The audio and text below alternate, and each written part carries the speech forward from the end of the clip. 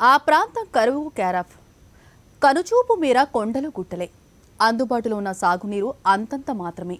బోర్లు వేసి వ్యవసాయం చేద్దామన్నా 800 నుంచి 1000 అడుగులు తవ్వితే గాని నీరు పడని దుస్థితి. ఇటువంటి పరిస్థితిలో కూడా అల్ల నేరేడు సాగు చేస్తూ మంచి లాభాలు ఆర్జిస్తున్నాడు ఓ రైతన్న. గుక్కడ నీరే కరువైన ప్రాంతంలో సిరుల పంట పండిస్తున్న చిత్తూరు జిల్లా రైతు సహదేవరెడ్డి అల్ల నేరేడు సాగుపై ప్రత్యేక కథనం. చిత్తూరు జిల్లా పడమటి ప్రాంతంగా పేరు పొందిన తంబళ్లపల్లె దశాబ్దాలుగా కరువు ప్రాంతం. చుట్టూ కొండలు గుట్టలు మధ్య ఉండే ఈ ప్రాంతంలో ఉన్నవన్నీ మెట్టభూములే. పంట పండాలంటే ఆకాశం వైపు చూడాల్సిందే. వర్షాధారంగానే ఇక్కడ పంటలు సాగు చేస్తారు. ఒకవేళ బోర్లు వేసి సాగు చేయాలంటే పెద్ద సాహసమే చెయ్యాలి. కనీసం 800 నుంచి 1000 అడుగులు తవ్వితే కాని నీటి జాడ కనిపించదు. ఇటువంటి ప్రాంతంలో వ్యవసాయం చేస్తూ మంచి లాభాలు గడిస్తున్నాడు చిత్తూరు జిల్లా తంబళ్లపల్లి రైతు సహదేవరెడ్డి. ఇంతకీ ఆయన సాగు చేస్తున్న పంటేది? అనుసరిస్తున్న యాజమాన్య పద్ధతులేంటి? మూస పద్ధతిలో ఆలోచిస్తూ సంప్రదాయ పంటలు పండిస్తే లాభాలు కూడా అంతంత మాత్రంగానే ఉంటాయి. ఇంకా చెప్పాలంటే నష్టాలు తప్పవు. అలా కాకుండా కాస్త భిన్నంగా ఆలోచించి పరిస్థితులకు అనుగుణంగా ఉండే పంటలు సాగు చేస్తే మంచి లాభాలు ఆర్జించవచ్చని నిరూపిస్తున్నాడు రైతు సహదేవరెడ్డి. మార్కెట్లో మంచి డిమాండున్న అల్లనేరేడు పంటను సాగు చేస్తూ అంచనాలకు మించి లాభాలను ఆర్జిస్తున్నాడు. తంబళ్లపల్లె నియోజకవర్గం ములకల చెరువు మండలం గట్టుకిందపల్లికి చెందిన సహదేవరెడ్డి కుటుంబానికి వ్యవసాయమే జీవనాధారం. బీకాం డిగ్రీ పూర్తి చేసిన వ్యవసాయం మీద ఉన్న మక్కువతో ఉద్యోగం జోలికి వెళ్లలేదు. అయితే తన తండ్రి హయాంలో సాగునీరు లేక పడిన అవస్థలను కళ్లారా చూసిన సహదేవరెడ్డి తక్కువ నీటితో సాగు చేయగలిగే పంటలను సాగు చేయాలనుకున్నాడు. తండ్రి మరణం తర్వాత 1990లో కాడిని భుజానికెత్తుకున్నాడు. వ్యవసాయం చేయాలని నిర్ణయించుకున్నాక మొదట్లో మల్బరీ, వరి పంటలను సాగు చేశాడు. నీటి వసతి తక్కువగా ఉండటంతో ఆశించిన స్థాయిలో లాభాలు రాలేదు. దీంతో హార్టికల్చర్ పంట వైపు మళ్లాడు. జామ తోటను సాగు చేశాడు. ఈసారి నష్టాలు రాకపోయినా చెప్పుకోదగ్గ లాభాలు కూడా రాలేదు. అయితే అందుబాటులో ఉన్న నీటి వనరులు, మెట్టభూమి, వాతావరణ పరిస్థితులను బట్టి పండ్ల తోటల పెంపకం మాత్రమే లాభదాయకంగా ఉంటుందనే విషయం తెలిసొచ్చింది. దీంతో మార్కెట్లో మంచి డిమాండ్ ఉండే పండ్ల గురించి ఆరా తీశాడు. సీజనల్గా పండే అల్లనేరేడు పండ్లకు మంచి డిమాండ్ ఉందని తెలుసుకున్నాడు. తన భూమిలో అల్లనేరేడును సాగు చేయొచ్చని శాస్త్రవేత్తలు కూడా సూచించడంతో ఆ దిశగా ముందుకెళ్లాడు. కరోనా పరిస్థితుల కారణంగా గత 2 ఏళ్లుగా ఆశించిన స్థాయిలో ధర దక్కకపోయినా అంతకు ముందు మాత్రం మంచి లాభాలే ఆర్జించాడు రైతు సహదేవరెడ్డి. అల్ల నేరేడు సాగుపై అవగాహన ఎలా పెంచుకోవాలి? మేలు రకం అల్ల నేరేడు మొక్కలు ఎక్కడ దొరుకుతాయి? లాభ నష్టాలు సంగతేంటి? మేలు రకాలను ఎంచుకుని అల్లనేరేడు సాగును మొదలుపెట్టారు రైతు సహదేవరెడ్డి. గత 10 ఏళ్లుగా మంచి దిగుబడులు సాధిస్తున్నా కరోనా కారణంగా 2 ఏళ్లుగా సరైన ధర దక్కడం లేదని చెబుతున్నారు.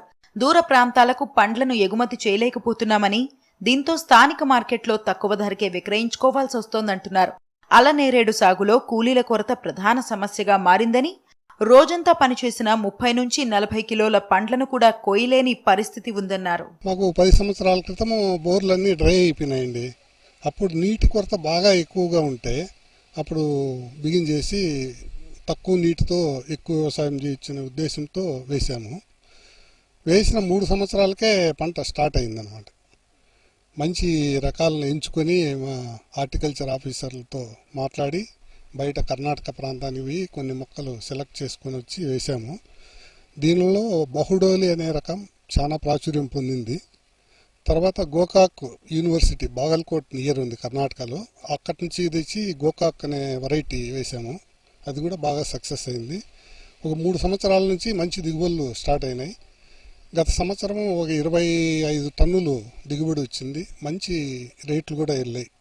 కాకపోతే ఈ కరోనా ప్రభావం వల్ల మార్కెట్ పూర్తిగా చేసుకోలేకపోయినాము. మా దగ్గరలో ఉండే మదనపల్లి, బెంగళూరు ఇటువంటి ప్రదేశాల్లోనే అమ్ముకోవాల్సి వచ్చింది. ఈ కేరళ, తమిళనాడు ప్రాంతాలకు పోతే చాలా ఇంకా మంచి మార్కెట్ వచ్చేది. కాకపోతే ఈ లేబర్ సమస్య దీనికి చాలా ఎక్కువ.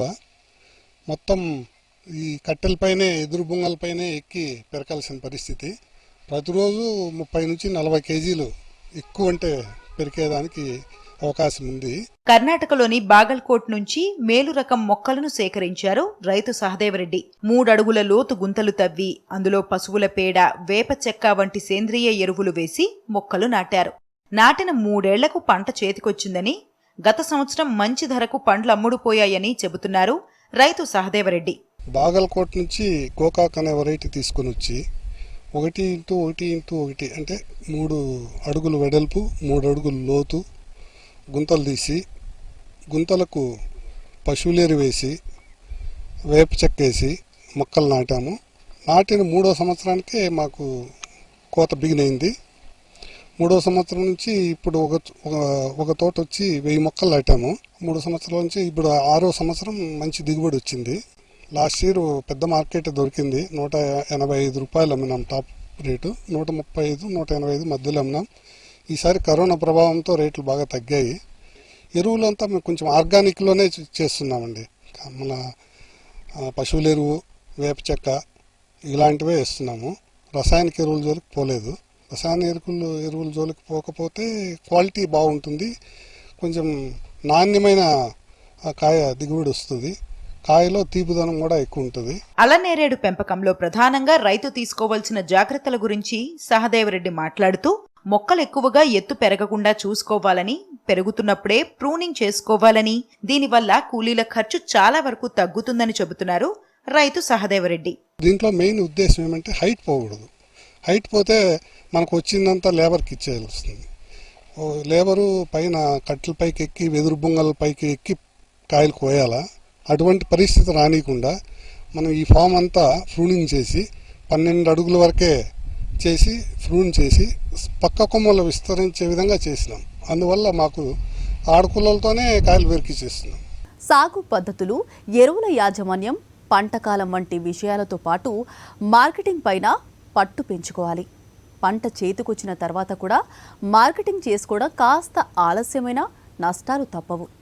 వీటిపై కాస్త అవగాహన ఉంటే అల్లనేరేడు మంచి లాభదాయకమైన పంటగా చెబుతున్నారు రైతు సహదేవరెడ్డి. అల్లనేరేడు సాగు చేసే రైతులు ఎదుర్కొనే ప్రధాన సమస్య మార్కెటింగ్. కోసిన పండ్లను వీలైనంత త్వరగా మార్కెట్కు తరలించాల్సి ఉంటుంది. లేదంటే పండ్లు చాలా త్వరగా పాడైపోతాయి. దూర ప్రాంతాలకు పంపడం కొంత ఇబ్బందికరంగా ఉంటుందని చెబుతున్నారు రైతు సహదేవరెడ్డి. మార్కెటింగ్ ఇది కొంచెం పెద్ద సమస్య.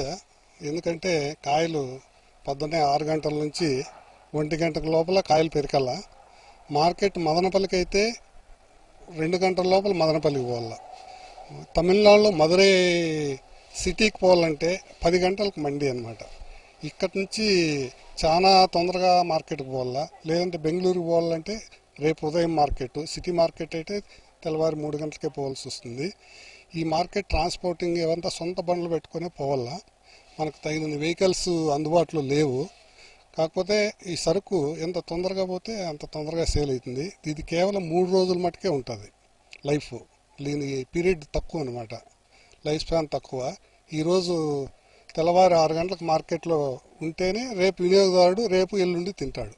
మళ్ళీ మిగిలిపోతే సరుకు బాగా లాస్ అయిపోతుంది. రసాయనిక ఎరువుల జోలికి వెళ్లకుండా సేంద్రియ ఎరువులనే వినియోగిస్తున్నారు రైతు సహదేవరెడ్డి. సేంద్రియ ఎరువులు వాడటం వల్ల పండ్ల నాణ్యత పెరిగిందని చెబుతున్నారు. మామూలుగా పశువుల ఎరువులు, ఆర్గానిక్లో పశువుల ఎరువులు, వేపపిండి ఇవే వాడుతున్నాము.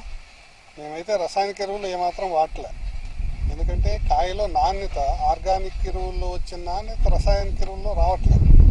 తీయదనం మెయిన్, కాయలు తినడానికే కదా ఈ కాయలు. ఈ తీదనం ఈ కాయల్లో ఆర్గానిక్ ఎరువులు వేస్తేనే తీదనం వస్తుంది. అందువల్ల రసాయనిక ఎరువులు పూర్తిగా రద్దు చేసినాము. అల్లనేరేడు సాగు చేయాలనుకునే రైతులు నాణ్యమైన నర్సరీల నుంచి మేలు రకం రకాలని ఎంపిక చేసుకోవాలని, మొక్కల మధ్య దూరం కూడా తగినంత ఉండేలా చూసుకోవాలని చెబుతున్నారు రైతు సహదేవరెడ్డి. ఎకరాకు 40 మొక్కలకు మించి నాటుకోవద్దని సూచిస్తున్నారు. రసాయనిక ఎరువుల జోలికి వెళ్లకుండా సేంద్రియ ఎరువులు వాడటం వల్ల మరిన్ని ప్రయోజనాలు ఉన్నాయంటున్నారు. రైతులు మంచి నాణ్యమైన నర్సరీ నుంచి మొక్కలు తీసుకోవాలా. మెయిన్ మొక్కను సెలెక్ట్ చేసుకోవాలా. దీంట్లో 4-5 రకాలు ఉన్నాయి. ప్రాచుర్యం పొందే బహుడోలి, గోకాక్ వెరైటీసు, ఈ సేలం వెరైటీసు ఇలాంటివి కొంచెం నాణ్యమైన నర్సరీ నుంచి తీసుకొని మంచి మొక్కలు నాటుకొని డిస్టెన్స్ మెయింటైన్ చేయాలి. చాలామంది 20కి 20, 25కి 25 అడుగులకు నాటేస్తూ ఉన్నారు. అది పెద్ద పొరపాటు. అల్లనేరేడు కనీసం 35 అడుగులు తేడా ఉండాలి మొక్కకి. 35 అడుగులు తేడా ఉంటే గాలి వెలుతురు బాగా ప్రసరించి మంచి నాణ్యమైన కాయలు వస్తాయి. మొదట్లో నాటిన 3 సంవత్సరాలకే తోట బిగిన్ అవుతుంది. అంటే ఒక 5వ సంవత్సరం నుంచి మంచి దిగుబడులు స్టార్ట్ అవుతాయి. ఇది దాదాపు 70-80 సంవత్సరాలు ఉండే మొక్క. ఆర్గానిక్ ఎరువులు వాడితేనే కాయ నాణ్యత కోల్పోకుండా ఉంటుంది. ఆర్గానిక్ ఎరువులు వాడకుండా రసాయనిక ఎరువులు వాడితే వర్షం పడి ఈయనప్పుడు కాయ కీపింగ్ క్వాలిటీ తగ్గిపోతుంది, స్వీట్నెస్ ఉండదు. మెయిన్ స్వీట్ తీయదనం తినడానికే కదా, తీయదనం ఉంటుంది, నాణ్యత బాగుంటుంది. అలనేరేడు పండులో మంచి ఔషధ గుణాలు ఉన్నందున మార్కెట్లో మంచి డిమాండ్ ఉందంటున్నారు రైతు సహదేవరెడ్డి.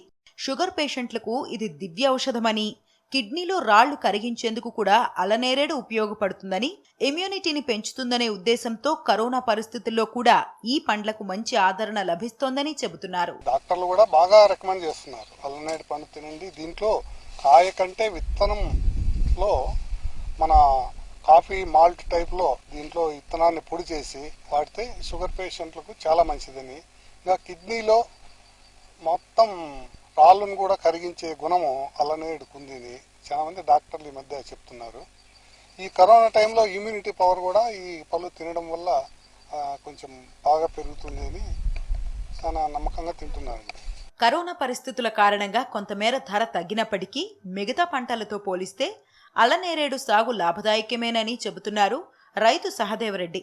టమాటో వంటివి సాగు చేసిన రైతులు నష్టపోతున్నారని, పండ్ల తోటలు సాగు చేస్తున్న రైతులు మాత్రం మంచి లాభాలను ఆర్జిస్తున్నారని చెబుతున్నారు రైతు సహదేవరెడ్డి. పెద్దగా ఖర్చేమీ లేకుండానే ఎకరాకు 1,50,000కు పైగా సంపాదిస్తున్నానని చెబుతున్నారు. మామూలుగా ఇప్పుడైతే ప్రజెంట్ కరోనా సిచ్యువేషన్ ఎక్కువగా ఉంది కాబట్టి కేజీ 100 రూపాయల నుంచి 120 రూపాయల వరకు నడుస్తుంది. అదే బయట బెంగళూరు కానీ, చెన్నై కానీ, హైదరాబాద్ కానీ అక్కడైతే 150, 170 రూపాయల వరకు నడుస్తుంది. ఈ క్రేట్ 25 కేజీలు నెట్ పంపిస్తూ ఉంటాము. 25 కేజీలు 3,000 రూపాయల నుంచి 2,500 నుంచి 3,000 రూపాయలు వస్తుంది. టోటల్గా ఎకరాకు దాదాపు 2 లక్షల రూపాయలు దిగుబడి వస్తుంది. ఖర్చులు అయితే పెద్దగా ఉండవు, లేబర్ ఖర్చే దీంట్లో ఎక్కువ. పెట్టుబడి సంవత్సరానికి ఒక పంటకి 20,000 రూపాయలు వచ్చినా లేబర్ ఖర్చు 20,000 రూపాయలు, 40,000 రూపాయలు ఉంటుంది. మనకు 1,50,000 ఖచ్చితంగా ఒక ఎకరం మీద మిగులుతుంది. సహదేవరెడ్డి సాగు చేస్తున్న అలనేరేడు పంట మరెంతో మంది రైతులకు స్ఫూర్తిగా నిలుస్తోంది. టమాటా వంటి కూరగాయలను సాగు చేసే రైతులు ఇప్పుడు పండ్ల తోటల సాగు వైపు మళ్లుతున్నారు. నీటి వసతి సరిపడా ఉన్న రైతులు కూరగాయలు సాగు చేసుకున్నా మంచి లాభాలు పొందొచ్చని, అయితే నీటి వసతి లేని భూముల్లో మాత్రం అలనేరేడు వంటి పండ్లను సాగు చేసుకోవడం ఉత్తమమని చెబుతున్నారు ఉద్యానవన శాఖ అధికారి ప్రతాప్ రెడ్డి. చాలా మంది రైతులు టమాటాను వేసుకుంటూ వెళ్తుంటారు. వేయచ్చు, సంతోషం, ఎవరు కాదనట్లేదు, ఎవరు అబ్జెక్షన్ చేయట్లేదు. బట్ కాకపోతే కంటిన్యూస్గా టమాటా వేసుకోవడం వల్ల ఈల్డ్స్ కూడా పెరిగాయి. ఇప్పుడు వస్తున్న వెరైటీస్ ఈల్డ్స్ కొద్దిగా పెరగడము జరిగింది. అదేవిధంగా మిగతా జిల్లా వాళ్ళు కూడా టమాటా వేయడానికి అలవాటు పడ్డారు. దీనివల్ల ఏమవుతుందంటే ప్రొడ్యూస్ పెరిగింది. ప్రొడ్యూస్ పెరగడం వల్ల రేట్లు తగ్గిపోతున్నాయి. ప్రత్యామ్నాయ పంటలు వేసుకోమని చెప్పి ఎన్నోసార్లు చెప్తుంటాం. మా డిపార్ట్మెంట్ తరఫున పర్మనెంట్ పెండాలనే స్కీమ్ కూడా ఆర్కేవీ కింద ఉందని చాలామందికి చెప్తుంటాం, బీరా, కాకర, సొరదండ పండించుకోవడానికి. అదేవిధంగా డ్రైల్యాండ్లో పండించుకోవడానికి కొన్ని క్రాప్స్ ఉన్నాయి మనకు. అందులో ముఖ్యంగా మనం చెప్పుకోదగింది అల్లనేరేడు డ్రైల్యాండ్ ఏరియాస్లో మనకు చాలా బాగా వస్తుంది. తక్కువ నీటితో మనము చేసుకోవడానికి ఆస్కారం ఉంటుంది. ఇందులో యాంటీ ఆక్సిడెంట్స్ కానీ యాంథోసైనిన్స్ కానీ ఎక్కువగా ఉంటాయి. అదేవిధంగా షుగర్ పేషెంట్స్ తినగలిగిన ఫ్రూటు, చిన్నపిల్లలు కూడా బాగా ఇష్టపడే ఫ్రూటు. ఇప్పుడున్న వెరైటీస్ కూడా మంచి సైజు వస్తున్నాయి. అట్ ది సేమ్ టైం కింద హార్వెస్టింగ్ చేయగలిగిన ఇది వస్తుంది. సో ఇటువంటి వెరైటీస్ మనము వేసుకొని రైతులు ఎప్పుడు ఒకే పంట అనేది లేకుండా కొద్దిగా మనకు ఒక 5 ఎకరాలు ఉంటే 5 ఎకరాలు టమాటా సాగు చేయకుండా కనీసం ఒక 2-2.5 ఎకరా ఇటువంటి పెరినియల్ ప్లాంట్స్ పెట్టుకొని, అది కూడా తక్కువ వాటర్ కన్జ్యూమ్ చేసే ప్లాంట్స్ పెట్టుకుంటే మనకు ప్రతి సంవత్సరము కామన్గా ఇన్కమ్ అనేది బాగా వస్తుంది. లాక్డౌన్ కారణంగా ఉపాధి కోల్పోయిన వారు అలనేరేడు పండ్లను కోయడం ద్వారా ఉపాధి పొందుతున్నారు. కరోనా పరిస్థితుల్లో పండ్లు సాగు చేస్తున్న రైతుల కారణంగానే ఉపాధి పొందుతున్నామని చెబుతున్నారు సామీర్ అనే కూలన్న. చూశారు కదా, ప్రాంతం ఏదైనా పరిస్థితులు ఎలా ఉన్నా దానికి తగ్గట్టు పంటలను ఎంచుకుని సాగు చేసుకుంటే మెట్ల ప్రాంతంలోనూ సిరులు పండించొచ్చని నిరూపిస్తున్నారు సహదేవరెడ్డి. వర్షాలు లేవని, సాగునీరు అందుబాటులో లేదని కాడి పడేసే రైతులు సహదేవరెడ్డి అల్లనేరుడు సాగును ఆదర్శంగా తీసుకుంటారని ఆశిద్దాం.